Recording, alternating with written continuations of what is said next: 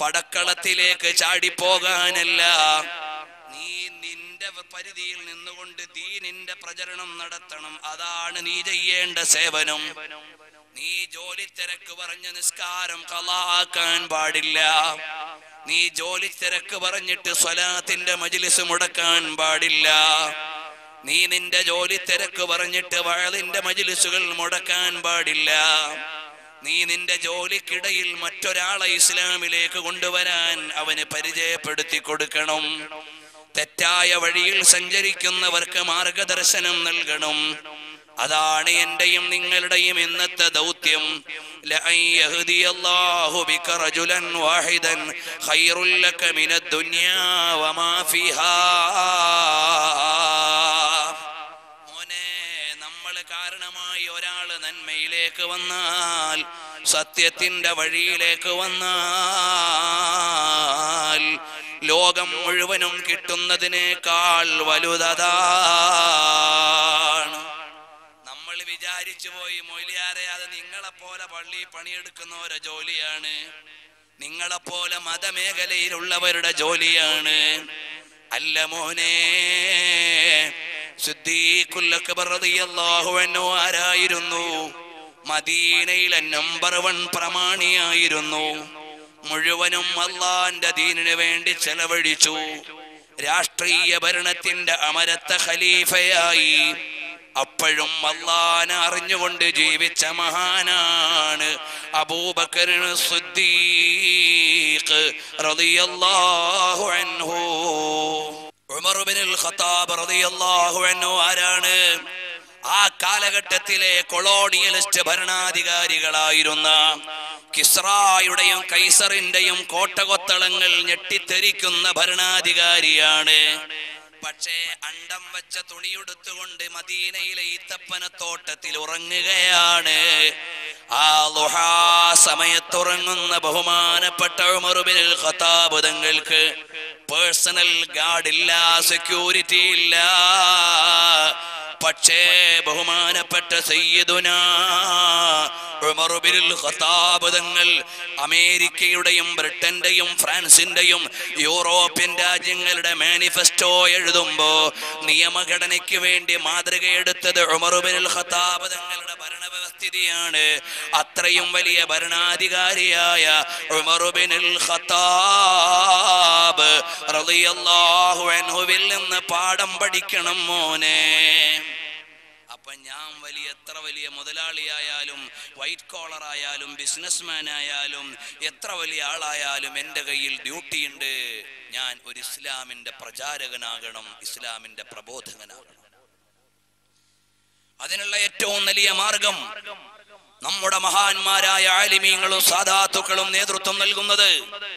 ബഹുമാനപ്പെട്ട താജുൽ ഉലമാ ഉള്ളാള് തങ്ങൾ 90 വയസ്സ് കഴിഞ്ഞിട്ടും മംഗലാപുരത്ത് നിന്നൊരു കാറിൽ കയറി 600-ലേറെ കിലോമീറ്ററുള്ള കൊല്ലത്തെ ഒരു മജ്ലിസിലേക്ക് വരുന്നു. കഴിഞ്ഞ ആഴ്ച വിശ്രമ ജീവിതത്തിന് ആരും അനുവദിക്കാത്തത് കൊണ്ടല്ല.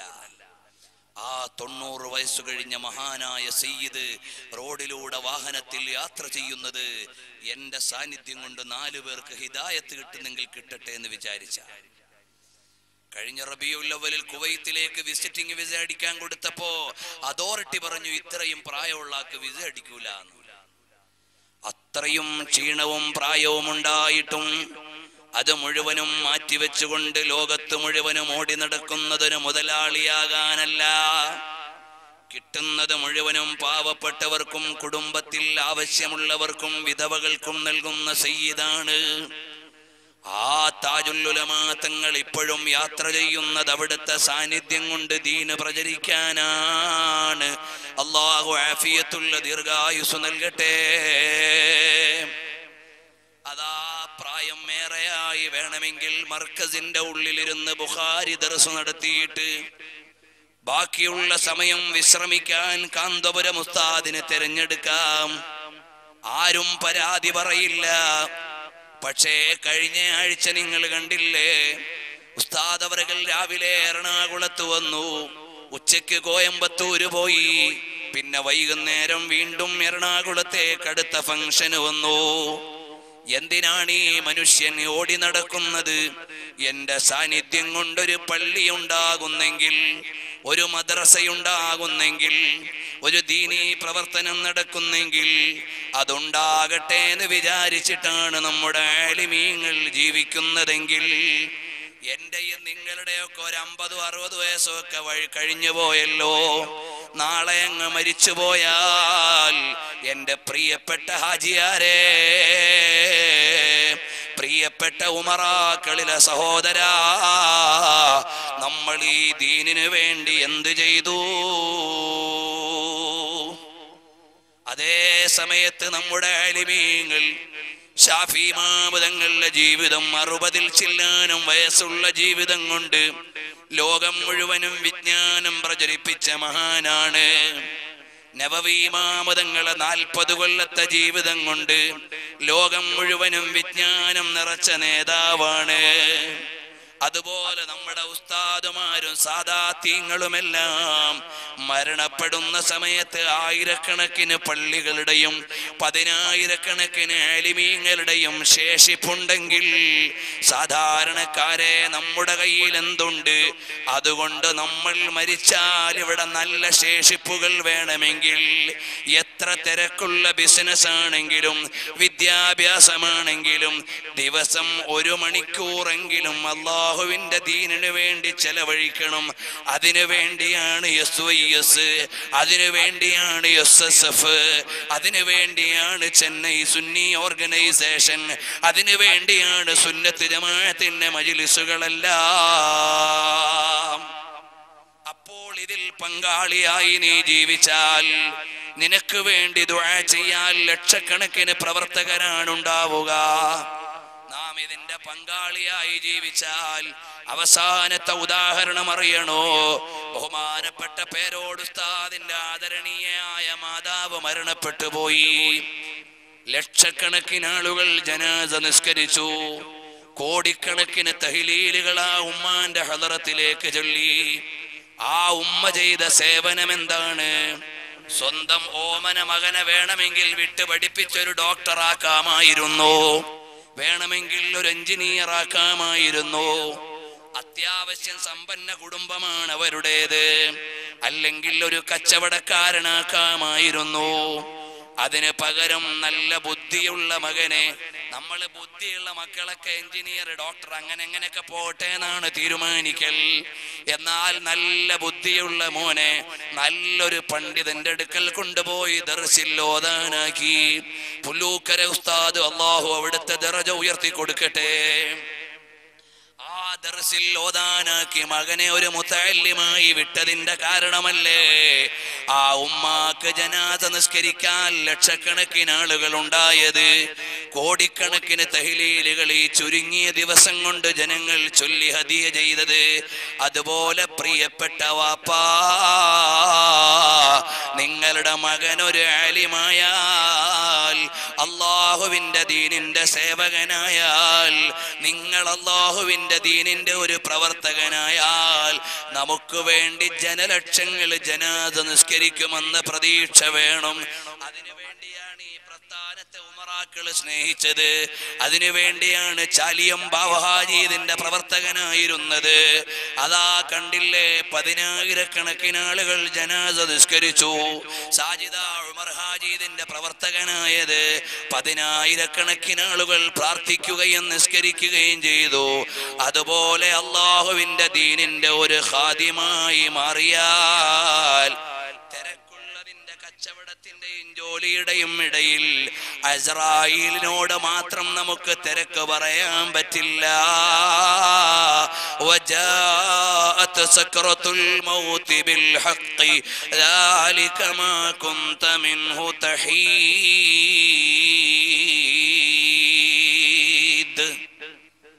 മോനെ, മരണമാകുന്ന യാഥാർത്ഥ്യം നിന്റെ മുമ്പിലേക്ക് വരുമ്പോ വേറെ ആരും തടഞ്ഞാൽ നിർക്കാൻ പറ്റൂല.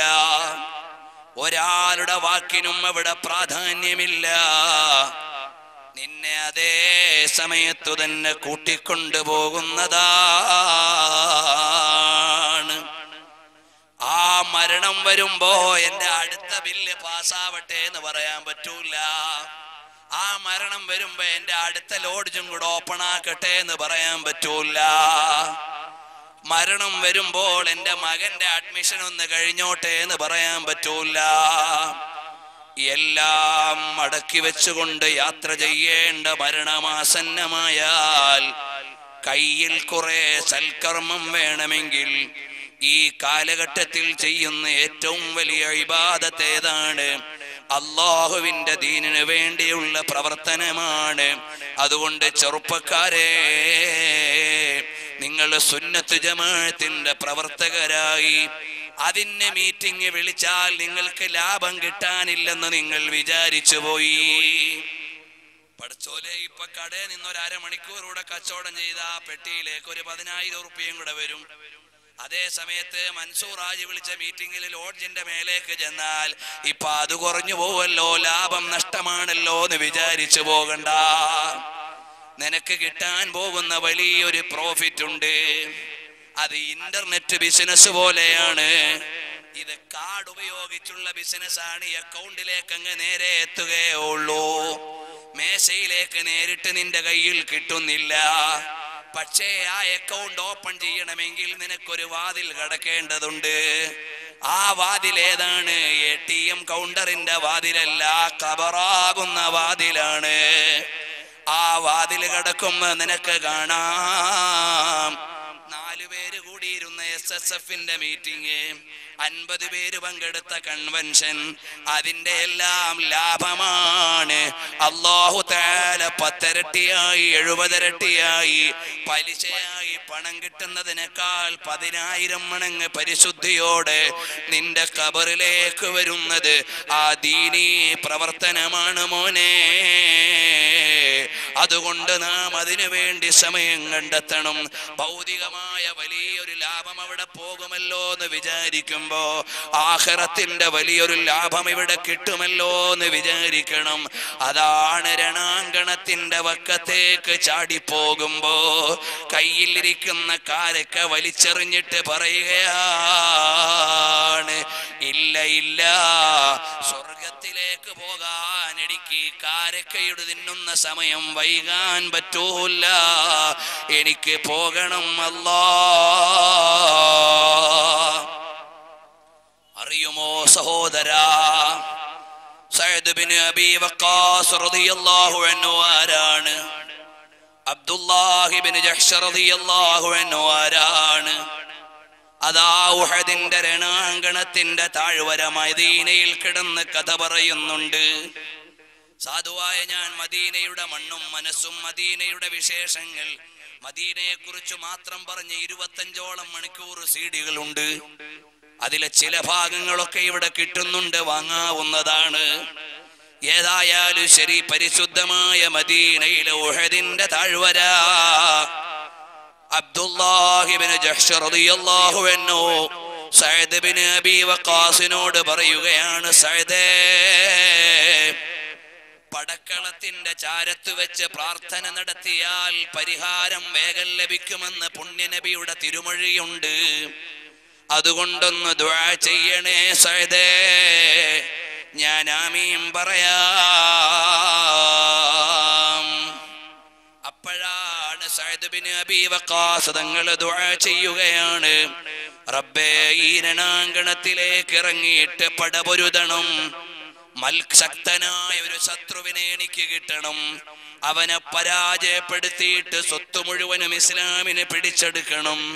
അതിന് തൗഫീഖ് നൽകണം റബ്ബേ. സഅദിന്റെ ദുആയാണ്, ജഹ്ഷിന്റെ മറുപടിയാണ് ആമീൻ. രണ്ടാമത് അബ്ദുല്ലാഹി ബിൻ ജഹ്ഷ് മുന്നോട്ട് നിന്ന് പ്രാർത്ഥിക്കുകയാണ്, പടച്ചവനെ, ഈ പടക്കളത്തിൽ ഇറങ്ങിയിട്ട് പോരാടുമ്പോ ശക്തനായ ഒരു ശത്രുവിനോട് മല്ലടിച്ചിട്ട് എന്റെ അവയവങ്ങൾ ഓരോന്നും മുറിച്ചു മാറ്റപ്പെടണം. എന്നിട്ട് എനിക്കിങ്ങനെ ഷഹീദാകണം റബ്ബേ. സഅദ് റളിയല്ലാഹു അൻഹു ഈറനണിഞ്ഞ കണ്ണുകളോട് ആമീൻ പറയുകയാണ്. ഉഹദ് തീജ്വാലകൾ ഉയർന്ന പടക്കളമാണ്. ഹബീബിന്റെ പല്ല് പൊട്ടിയപ്പോ ഉഹദ് മല തേങ്ങിയിട്ടുണ്ട്.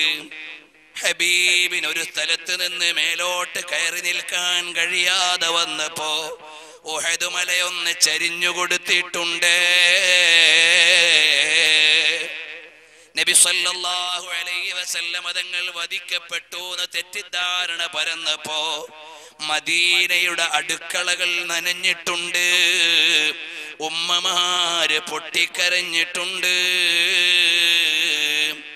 അത്രയും വലിയ തീവ്രമായ വികാരങ്ങളുടെ താഴ്വരയായ ഉഹദിന്റെ രണാങ്കണത്തിൽ യുദ്ധം കഴിഞ്ഞിട്ട് നടന്നു നോക്കുകയാണ് സഅദ് ബിൻ അബീ വഖാസ് തങ്ങൾ.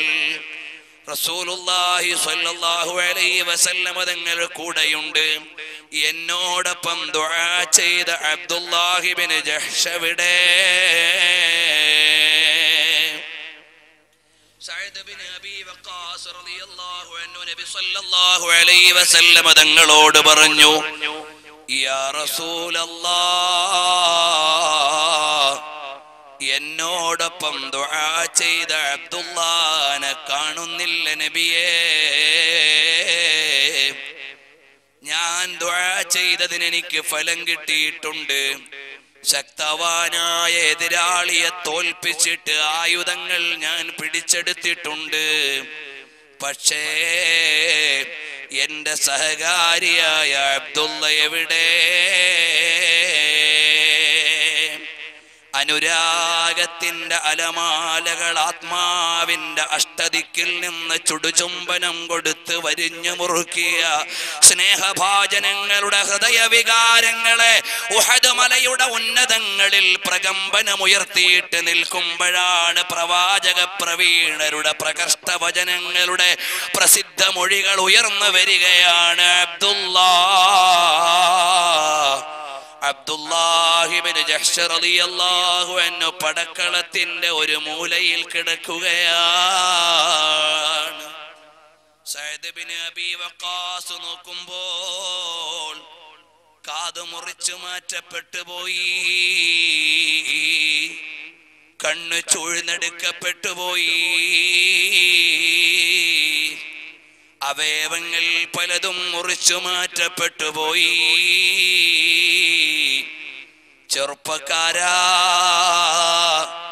നാളെ അബ്ദുല്ലാഹി ബിൻ ജഹ്ഷ് ഷഹീദായതിന് പുറമേ അള്ളാന്റെ ദീനിന്റെ മാർഗത്തിൽ മുറിച്ചു മാറ്റപ്പെട്ട കാതും ചൂഴ്ന്നെടുക്കപ്പെട്ട കണ്ണുമായി സ്വർഗം തരണമെന്ന് പറഞ്ഞു വരുമ്പോ സിനിമ കണ്ട കണ്ണുമായി, ടാക്കീസിലേക്ക് നടന്ന കാലുമായി, തോന്നിവാസത്തിന് താളം പിടിച്ച കൈകളുമായി, വൃത്തികേട് നിറഞ്ഞ മൊബൈലിന്റെ ബട്ടൺ അമർത്തിയ വിരലുകളുമായി അള്ളാന്റെ കോടതിയിൽ ചെല്ലുമ്പോ എനിക്ക് സ്വർഗം കിട്ടുമോ? നമുക്ക് സ്വർഗത്തിന് അർഹതയുണ്ടോ മോനെ? അതുകൊണ്ട് യാ അയ്യുഹല്ലദീന ആമനൂ ആമിനൂ, ഈമാനുള്ളവരെ ഈമാനിന്റെ വഴിയിൽ നിത്യശ്രദ്ധയോടെ കടന്നു വരണം. ഹബീബ് സല്ലല്ലാഹു അലൈഹി വസല്ലം തങ്ങളെ പ്രണയിക്കണം. ഹബീബിനോട് ഹൃദയം കൊണ്ട് ചുംബനം കൊടുക്കണം. ലോകത്തുള്ളതെല്ലാം നശിക്കുമെന്ന ബോധം വേണം. അനശ്വരമായ ഒരു പരലോകത്തെ കുറിച്ച് വിചാരം വരണം. ഇത് താൽക്കാലികമായ ലോകമാണെന്ന ബോധം വേണം. ഞാൻ എൻ്റെ നാട്ടിലേക്ക് തിരിച്ചു ചെല്ലുമോ എന്ന് എനിക്ക് ഗ്യാരണ്ടി ഇല്ല. ഞാൻ എൻ്റെ ഒരുപാട് പരിപാടികൾ ഡിസംബറിലും 2012 പല ഡേറ്റിലും എൻ്റെ ഡയറിയിൽ എഴുതിയിട്ടിട്ടുണ്ട്. പക്ഷേ എനിക്ക് ഉറപ്പില്ല നാളത്തെ ആലപ്പുഴ ജില്ലയിലെ താമല്ലാക്കലുടെ പരിപാടിക്കെത്തുമോ. അള്ളാഹുവിന്റെ ഔദാര്യം കൊണ്ടല്ലാതെ എത്താൻ പറ്റൂല. അതുകൊണ്ട് മോനെ, താൽക്കാലികമായി ദുനിയാവിന്റെ പളപളപ്പുകൾക്കിടയിൽ ജീവിതം ഹോമിക്കാതെ നിന്റെ ദുനിയാവിന്റെ നീളം കുറച്ചാ, അതുകൊണ്ട് അതിനു വേണ്ടിയുള്ള അധ്വാനം കുറച്ചു മതി. ആഖിറത്തിന്റെ നീളം കൂടുതലാ, അതുകൊണ്ട് അധ്വാനം കൂടുതൽ അവിടേക്കാണ് വേണ്ടത്. മോനെ, 1-ാം ക്ലാസ്സിലെ കുട്ടി പഠിക്കും പോലെയല്ല എൻട്രൻസിന്റെ കുട്ടി പരിശീലിക്കേണ്ടത്. നമ്മളെ കടമ്പകൾ കടന്നു വരാനുണ്ട്. അത് മുഴുവനും കടന്നിട്ട് പറുദീസയിലെത്തണമെങ്കിൽ പരിശ്രമം ആവശ്യമാണ്. അതിൻ്റെ മുഴുവനും മുന്നോടിയായി ഒരൊറ്റ കാര്യം പറഞ്ഞ് ഞാൻ എൻ്റെ സംസാരം അവസാനിപ്പിക്കുന്നു. മോനെ, ഈ നാട്ടിൽ നിന്ന് നമ്മുടെ ബിസിനസ് ജീവിതം കഴിഞ്ഞ് നാട്ടിലേക്ക് ചെല്ലുമ്പോ നീ ആദ്യമായി ഇവിടെ വരുമ്പോ വന്നതുപോലെയല്ല തിരിച്ചു ചെല്ലുക. കുറെ VVIPകൾ നിന്റെ കൂടെയുണ്ടാകും. അതാരാണ്? 1 BP ആണ്, 2 ആരാണ്? നീ ഒരു ഷുഗർ പേഷ്യന്റ് ആണ്. 3 ആരാണ്? ചിലപ്പോ നേരെ പോകുന്നത് കാർഡിയോളജിസ്റ്റിന്റെ അടുത്തേക്കാണ്. അങ്ങനെ ഒരുപാട് രോഗങ്ങളാകുന്ന കൂട്ടുകാരെയും കൂട്ടി നീ നാട്ടിലേക്ക് തിരിച്ചിറങ്ങുമ്പോ നിനക്കൊരു സമാധാനമുണ്ട്. ഞാൻ ഇത്രയും കാലം മദ്രാസിൽ കിടന്ന് അധ്വാനിച്ചെങ്കിലും കുഴപ്പമില്ല, മാന്യമായൊരു വീടുണ്ട്, മോടെ കല്യാണം കഴിഞ്ഞിട്ടുണ്ട്, മോനെ പഠിപ്പിച്ച് വിദ്യാഭ്യാസം കൊടുത്തിട്ടുണ്ട് എന്നൊക്കെ നിനക്ക് സമാധാനിക്കാം. പക്ഷേ അതാ പള്ളിക്കാട്ടിന്റെ അടുക്കലൂടെ നടക്കുമ്പോ നിന്റെ ജ്യേഷ്ഠന്മാരവിടെയുണ്ട്, സഹോദരന്മാരവിടെയുണ്ട്. അവരുടെ ഖബറിടങ്ങളിൽ അവർക്ക് ലഭിച്ചുകൊണ്ടിരിക്കുന്ന ആനുകൂല്യം എന്തൊക്കെയായിരിക്കും എന്നൊന്ന് ആലോചിക്കാൻ സമയമുണ്ടോ? നിനക്ക് കാവൽ നൽകേണ്ട സൽക്കർമ്മങ്ങൾ അത് നീ സമാഹരിച്ചിട്ടില്ലെങ്കിൽ രക്ഷപ്പെടാൻ പറ്റൂല. അതുകൊണ്ട് 1-ാമതും 2-ാമതും 3-ാമതും ലോക നേതാവായ പുണ്യനബി സല്ലല്ലാഹു അലൈഹി വസല്ലമ തങ്ങളുടെ പവിത്ര വഴിയിലൂടെ മുന്നോട്ട് പോകാൻ ഒരൊറ്റ വസിയ്യത്ത് കൂടി പറയട്ടെ. റഹ്മത്തുൽ ലിൽ ആലമീൻ മുഹമ്മദുർ റസൂലുള്ളാഹി സല്ലല്ലാഹു അലൈഹി വസല്ലമ തങ്ങളെ പ്രണയിക്കണം മോനെ. രാത്രി കിടന്നുറങ്ങുമ്പോ ഹബീബ് വരണം എന്റെ അരമനയിലേക്ക്, നിന്റെ കിടപ്പറയിലേക്ക്. എന്റെയും നിന്റെയും സ്വകാര്യ മുറിയുടെ അകത്തളത്തിൽ പ്രകാശം പൊഴിച്ച് റസൂലുള്ളാഹി സ്വല്ലല്ലാഹു അലൈഹി വസല്ലമ തങ്ങൾ വരണം. അതിങ്ങനെ മോഹിച്ച് നടന്നാ പോരാ, ആഗ്രഹിച്ചു ദ്വാരക്കാൻ പറഞ്ഞാ പോരാ. അല്ലാഹുവിന്റെ ഹബീബിനോട് നിന്റെ മനസ്സിൽ നിന്ന് മന്ത്രമുയർന്നിട്ട് മദീനയുടെ മണൽപ്പരപ്പിൽ ചെന്ന് ചുംബനം കൊടുക്കണം. അപ്പോഴാണ് ഹബീബ് വരിക. അതിന് വേണ്ടതെന്താണ്? ഓക്കെ ജൂദോ കറം ഹേ ഷഹേ ബത്ഹാ തേരാ നഹീ സുൻതാ ഹി നഹീ മാംഗനെ വാലാ തേരാ. ഔദാര്യത്തിന്റെ ആരാമമായ വിട്ടുവീഴ്ചയുടെ വിഹായുസായ ആനുകൂല്യങ്ങളുടെ ആകാശമായ ഔദാര്യങ്ങളുടെ വിളനിലമായ മഹിതഭാവങ്ങളുടെ സമീക്ഷയായ മഹദ്ഗുണങ്ങളുടെ സമ്മേളനമായ റഹ്മത്തുൽ ലിൽ ആലമീൻ റസൂലുള്ളാഹി സ്വല്ലല്ലാഹു അലൈഹി വസല്ലമ തങ്ങളെ പ്രണയിച്ചുകൊണ്ട് സ്വലാത്തു ചൊല്ലണം. എന്റെ അധരങ്ങൾ ചലിക്കണം സ്വലാത്ത് കൊണ്ട്, എന്റെ നയനങ്ങൾ നിറയണം അതിന്റെ ആശയം കൊണ്ട്, എന്റെ ഹൃദയത്തിൽ പൂക്കാലമുയരണം പുണ്യനബിയോടുള്ള പ്രണയം കൊണ്ട്. എന്റെ അധരങ്ങളും എന്റെ ഹൃത്തടവും എന്റെ ചരണവും എന്റെ നിശ്ചലനവും സബ്സെ അഅ്ലാ വ ഔലാ ഹമാരാ നബി ദോനോ ആലം കെ ദൂലാ ഹമാരാ നബി. ലോകമാകമാനമുള്ള നേതൃത്വങ്ങളുടെ ഉന്നതങ്ങളിൽ ശ്രേഷ്ഠരായി വാഴ്ത്തപ്പെട്ട പുണ്യനബിയെ സലാം. ആനുകൂല്യങ്ങളുടെ കലവറകളിൽ നിന്ന് ആഗോള ജനതയ്ക്ക് ആവശ്യമുള്ളത് മുഴുവനും തുറന്നുകൊടുത്ത തേജസ്വിയെ സലാം.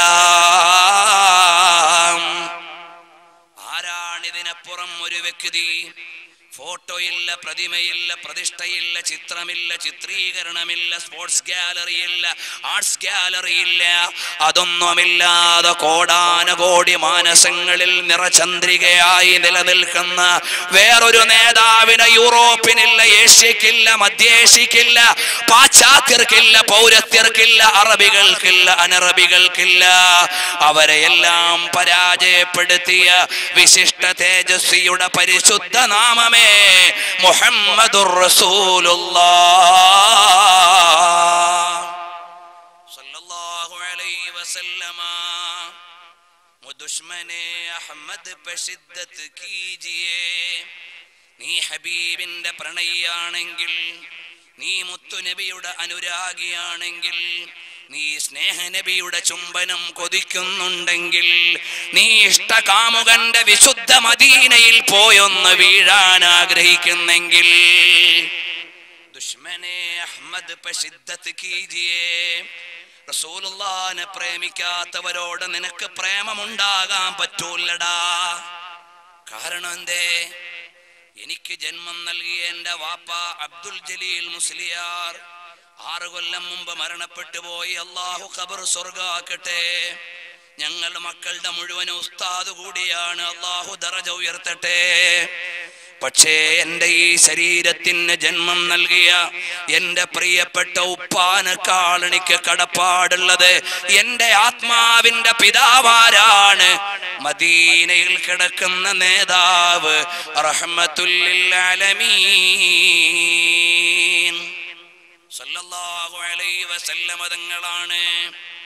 നിങ്ങൾ പറയണ്ട ഞാൻ എവിടുന്നോ സങ്കല്പിച്ചു പറയാണെന്ന്. അല്ല, അല്ലാഹുവിന്റെ ഖുർആൻ പറഞ്ഞതാണ്, അന്നബിയു ഔലാ ബിൽ മുഅ്മിനീന മിൻ അൻഫുസിഹിം വഅസ്വാജുഹു ഉമ്മഹാതുഹും.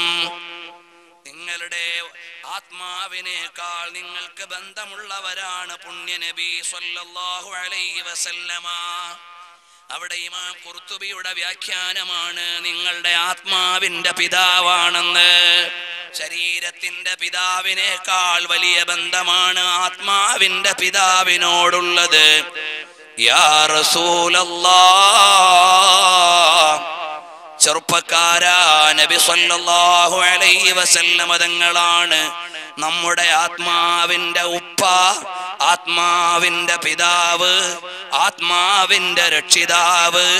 അതുകൊണ്ട് നീയൊന്ന് കണ്ണടച്ചിരുന്ന് സ്വലാത്ത് ചൊല്ലുമ്പോ ആ ഉപ്പാനെ ഒന്ന് കാണണ്ടയോ മോനെ? ബഹുമാനപ്പെട്ട തങ്ങളവറുകളെ പോലെയുള്ള സാദാത്യങ്ങൾക്ക് അവരുടെ ശരീരത്തിന്റെയും ആത്മാവിന്റെയും ഉപ്പയാണ് മുത്തുനബി. നമുക്ക് ആ നിയോഗമുണ്ടായില്ലെങ്കിലും നമ്മുടെ ആത്മാവിന്റെ പിതാവാകണം പുണ്യ റസൂൽ സ്വല്ലല്ലാഹു അലൈഹി വസല്ലമ. അതുകൊണ്ടാണ് ആലുന്നബി എന്ന് പറഞ്ഞാൽ ആരൊക്കെയാണ് പെടുക എന്ന് വ്യാഖ്യാതാക്കൾ പറഞ്ഞു. മുഴുവൻ സത്യവിശ്വാസികളും അതിൽപ്പെട്ടവരാണെന്ന വ്യാഖ്യാനത്തിന്റെ താല്പര്യം അതാണ്. വിശദാംശങ്ങളിലേക്ക് പോകുന്നില്ല. അപ്പോൾ ഈ മുഴുവൻ സ്നേഹാനുരാഗങ്ങളുടെ വരിഷ്ഠ വീണകളെയും ഒരുപോലെ തന്ത്രികൾ ക്രമീകരിച്ചു തന്ന ലോക നേതാവായ പുണ്യ റസൂൽ സല്ലല്ലാഹു അലൈഹി വസല്ലമ തങ്ങളെ പ്രണയിച്ച് മോനെ നീ വിചാരിച്ചു പാൻസും സൂട്ടും മോഡേൺ ഡ്രസ്സും അഡ്വാൻസ്ഡ് ടെക്നോളജിയുടെ ഇന്റർനെറ്റ് ജന്തു ആയാലേ നന്നാവുള്ളൂന്ന്. ഇല്ല മോനെ, മദീന കെ ദീവാനെ ബൻ ജാവോ. എനിക്കാകേണ്ടത് മദീനയിലെ ഒരു ഭ്രാന്തനാണ്. മദീനയിലെ ഭ്രാന്തൻ ഐൻസ്റ്റൈനേക്കാൾ ഭാഗ്യമുള്ളവനാണ്. ഐൻസ്റ്റൈൻ സ്വർഗത്തിൽ വരൂല, അത് തൗഹീദിന്റെ ആളായിരുന്നില്ല. ന്യൂട്ടൻ സ്വർഗത്തിൽ വരില്ല, ബാബുവേജ് സ്വർഗത്തിൽ വരില്ല. പക്ഷേ മദീനയിലെ രാജാവിനെ പ്രേമിച്ചിട്ട് ഭ്രാന്ത് പിടിച്ചു പോയ ആ മദീനയിലെ നേതാവിന്റെ ദീവാനയായി മാറിയാൽ അൽ മർഉ മഅ മൻ അഹബ്ബ സ്നേഹിക്കുന്നതാരെയോ കൂടെയാണ് സ്വർഗമെന്ന് പറഞ്ഞ, സ്വർഗത്തിലെന്ന് പറഞ്ഞ നേതാവ് റഹ്മത്തുൽ ലിൽ ആലമീൻ സ്വല്ലല്ലാഹു അലൈഹി വസല്ലമ തങ്ങളെ ഒന്ന് പ്രേമിക്കുമോനെ. നീ വിചാരിച്ചു പോയി യൂറോപ്യന്റെ കുപ്പായവും 4 ഇംഗ്ലീഷും 5 ടെക്നോളജിയൊക്കെ ഉണ്ടായാൽ പിന്നെ ഞാൻ തന്നെ രാജാവെന്ന്. ഇല്ലടാ, നശിച്ചു പോകുന്ന ദുനിയാവിന്റെ ഭാരമാണ് നീ. ഇതിന്റെ അർത്ഥം ഭൗതിക വിദ്യാഭ്യാസം വേണ്ടാന്നല്ല. ഇസ്ലാമിന് അനുകൂലമായ ഭൗതിക വിദ്യാഭ്യാസം വേണം. നമുക്ക് പള്ളി ഉണ്ടാക്കണമെങ്കിൽ എഞ്ചിനീയേഴ്സ് വേണം. രോഗം ചികിത്സിക്കണമെങ്കിൽ ഡോക്ടർമാര് വേണം. സംഭാവന ചെയ്യണമെങ്കിൽ സമ്പന്നരുണ്ടാകണം. നേതൃത്വം നൽകണമെങ്കിൽ ലീഡേഴ്സ് വേണം. സൈൻ ചെയ്തു തരണമെങ്കിൽ ഓഫീസേഴ്സ് വേണം. പക്ഷേ അടിസ്ഥാനപരമായ ദീൻ പണയം വെച്ചുകൂടാ.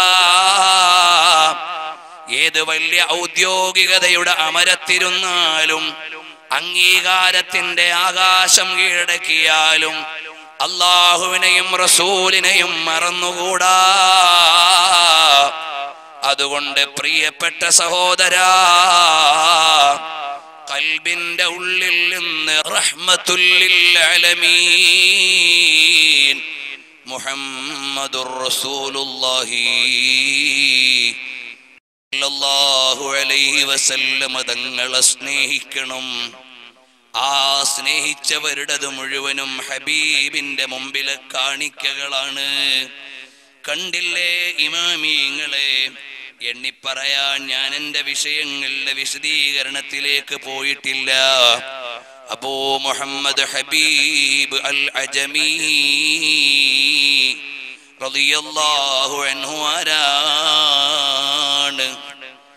ബഹുമാനപ്പെട്ട ആത്മീയ ഗുരുക്കന്മാരുടെ സദസ്സിൽ പോയി ഉപദേശം കേട്ട മഹാനാണ്. ഹസനുൽ ബസ്രി റളിയല്ലാഹു അൻഹുവിന്റെ മജ്ലിസിൽ പോയി വഅള് കേട്ട മഹാനാണ്. മഹാനവറുകൾ ബഹുമാനപ്പെട്ട ഹസൻ ബസ്രി റളിയല്ലാഹു അൻഹുവിന്റെ മജ്ലിസിൽ പോയി. എന്നിട്ട് അവിടെ ഇരുന്ന് ആത്മീയ ഉപദേശം കേൾക്കുകയാണ് അബൂ മുഹമ്മദ് ഹബീബ് അൽ അജമി റളിയല്ലാഹു അൻഹു.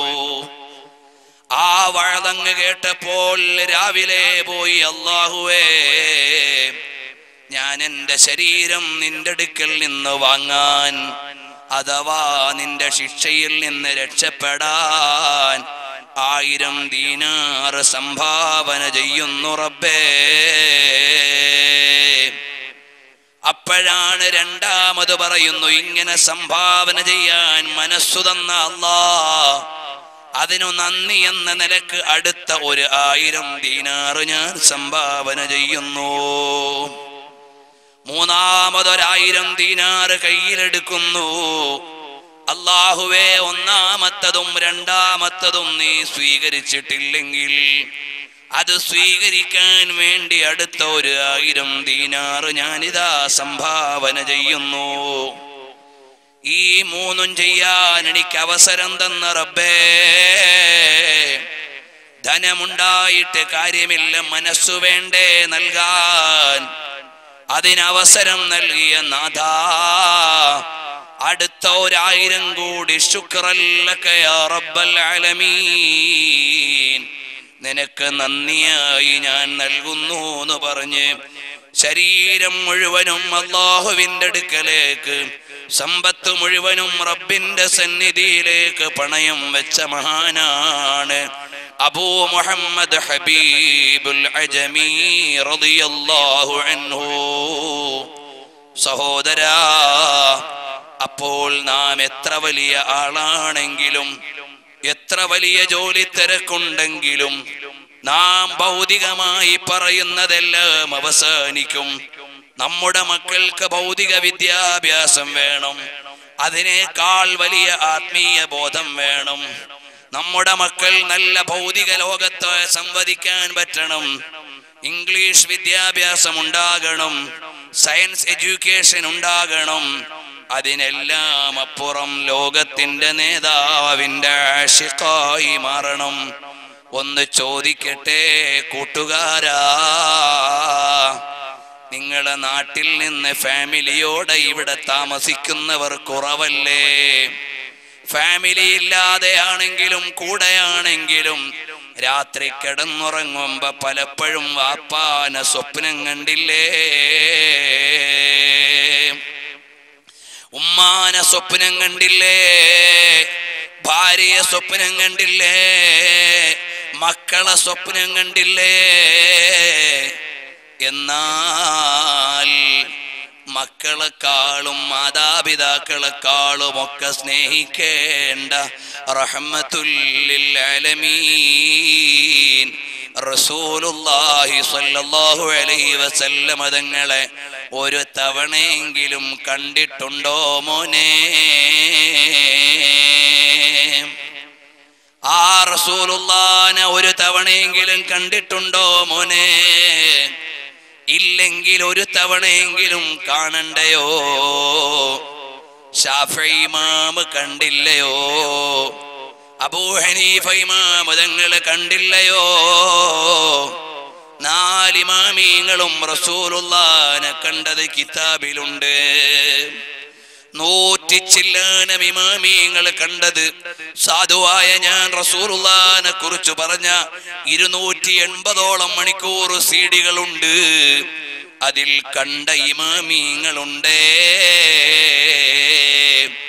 അതുകൊണ്ട് മോനെ, അല്ലാഹുവിന്റെ ദീനിനെ ഇഷ്ടപ്പെടുന്ന സഹോദരാ,